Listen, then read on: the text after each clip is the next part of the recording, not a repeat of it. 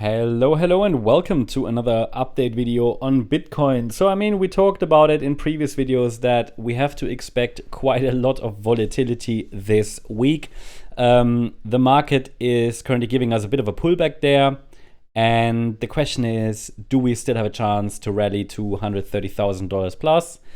And that would be within the white scenario. And the answer is yes. I told you in previous videos what the support levels are that need to hold to keep the scenario to the upside alive.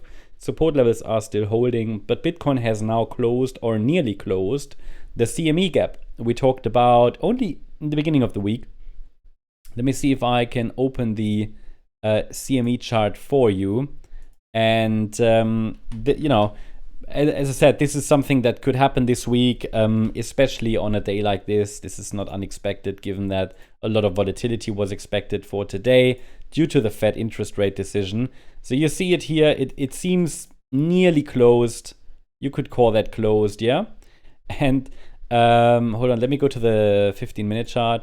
You see here that this is the lower end of the gap, around 111,650, and we've nearly come to that already, right? I guess here on the TradingView chart, I don't have the live feed, so it's like 10 minutes delayed, so it might have already closed. But this is, I don't think, bad news, to be honest. Closing the CME gap, grabbing all that liquidity from there, it's always something traders watch for. And when it then happens, finally, the market then sometimes turns around. This is the CME. Obviously, you see we're now oversold. Okay, it's only the 15-minute chart. 1 hour chart is also getting oversold. So we are setting up, I think, maybe for a bounce. I'll show you on the smaller time frame spot chart that I'm tracking also the relevant support level. But gaps can act as support. Get it closed and then turn around. This is what regularly happens. Again, I don't see anything clearly bullish yet in the chart directly, but this is something to keep in mind. Now, on the daily chart, really, this is all noise. We are still within this range here. And I spent quite a lot of time over the last few videos to explain to you which levels need to be broken to even consider that a meaningful price top has formed. Yeah? I'm talking about a bull market top or major top. Hasn't triggered yet, but it's possible. I gave you the resistance area. This is what it's there for, to get, so rejections from resistance levels are not really surprises. Yeah, rejections from resistance levels are not really surprises. That's why they're on the chart. So we get a bit of a pullback, but we haven't taken out any critical level. The 55-week exponential moving average down there at around 99.5K remains important support level, an important support level to watch. Don't overestimate. Not overestimate. Don't put too much emphasis on microstructures on a day like that, where everybody's like crazy, like for Fed interest rate decision and so on. And then in the end, it's always just short-term volatility usually. When it will get a bit problematic for the bullish scenario, that would be when we start to break below 108,700. You will see on the smaller time frame that's an important short-term level, but that might only mean that we are resetting this wave 4 or this A wave, which potentially bottomed here around the 17th of October. Yeah, at least we would break initial micro support. So that is when I will start to watch for lower. That doesn't mean, though, that a major top has formed. That would require, for example, also a break below the 99K level, a decisive break, which is that 55-week EMA.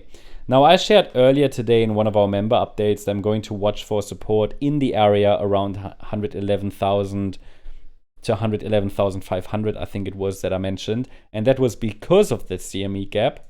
And it was also because this is the level where the 21-week exponential moving average is located. So that's my idea behind this.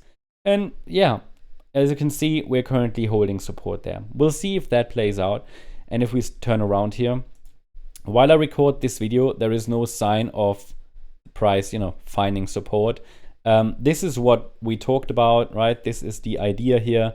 that even in the white scenario, which is the bullish scenario, a pullback into this support area could happen. It shouldn't break below 108,700 though.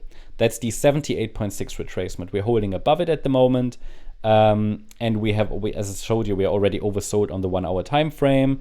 This is still a 3-wave move to the downside for me.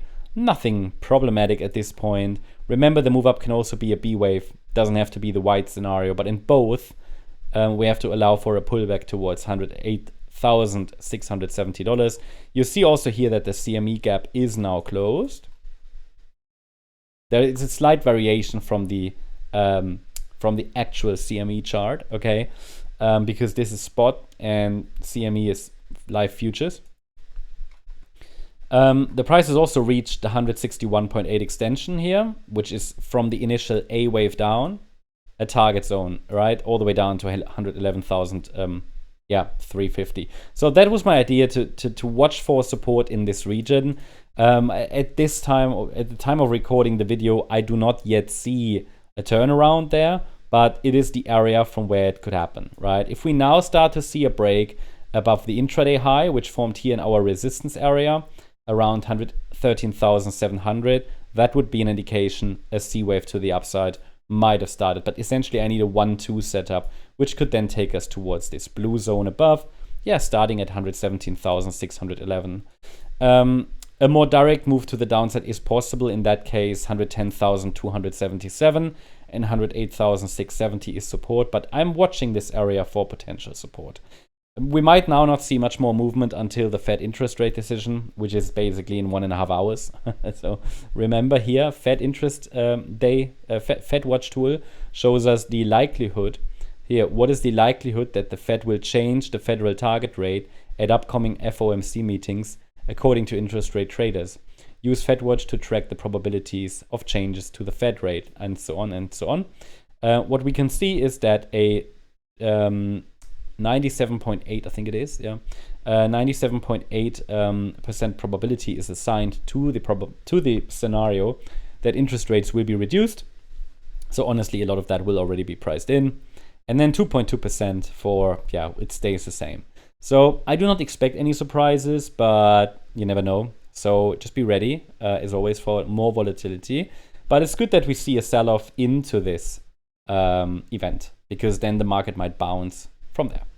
That's the update on Bitcoin. Hope you liked the update. If you did, please hit the like button, leave a comment, and subscribe. And if you're interested in additional updates, then also make sure that you follow our main channel, More Crypto Online. You might not know it yet. I've linked it at the end of the video. Thanks so much. Bye-bye.